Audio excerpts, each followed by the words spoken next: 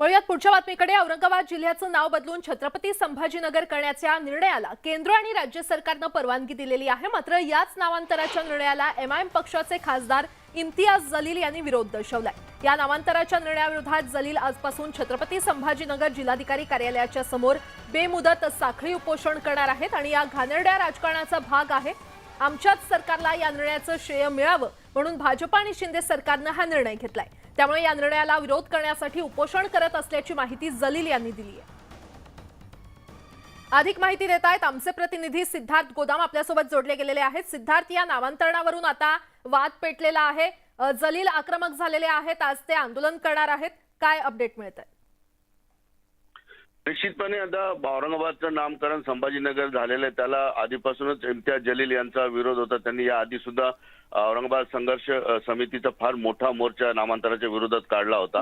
मात्र केंद्र सरकारने नामांतर केल्यामुळं आजपासून ते साखळी उपोषण करणार आहेत आणि हे साखळी उपोषण इम्तियाज जलील किंवा एमआयएम पक्षाच्या तर्फे नाही, तर संबंध संभाजीनगरचे जे नागरिक आहेत ज्यांचा विरोध संभाजीनगर या नावाला आहे त्या सगळ्या कृती समितीच्या सदस्यांसोबत हे दिवसभर साखळी उपोषण या ठिकाणी असणार आहे। कारण आपल्याला माहित आहे की या नामाला विरोध करून आधीच याचिका दाखल करण्यात आलेली मुंबई हायकोर्टामध्ये त्याची सुनावणी आहे। त्यामुळे सरकारने सुद्धा आता लोकांच्या नागरिकांच्या हरकती मागवण्यात आल्या। जवळपास 1.5 लाख हरकती ज्या आहेत नामांतराला काही सदस्य संघटनांच्या सदस्यांनी नोंदवलेल्या आहेत। त्यामुळे आजचं उपोषण जे आहे इम्तियाज जलील यांचं नसून औरंगाबादच्या संभाजीनगरच्या काही नागरिकांचं आहे। तर या उपोषणाला नेमकं किती प्रतिसाद मिळतो हा एक महत्त्वाचा मुद्दा आहे। कारण जवळपास संभाजीनगरच्या सर्व नागरिकांनी जे आहेत भाजप असेल, शिवसेना असेल, मनसे असेल,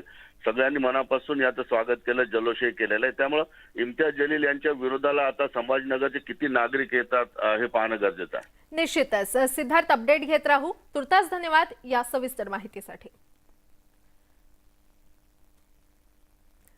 राज्यात तेलंगणाचे मुख्यमंत्री केसी राव हे तिसरी आघाडी उभारतायत, त्यासाठी त्यांची जोरदार तयारी सुरू आहे। केसी राव हे रासप, स्वाभिमानी शेतकरी संघटना आणि शेतकरी कामगार पक्षाला घेऊन आघाडी उभारणार आहेत। त्यासाठी या तिन्ही पक्षांची प्राथमिक बैठक देखील पार पडली आहे। लवकरच या आघाडीची घोषणा होण्याची शक्यता आहे।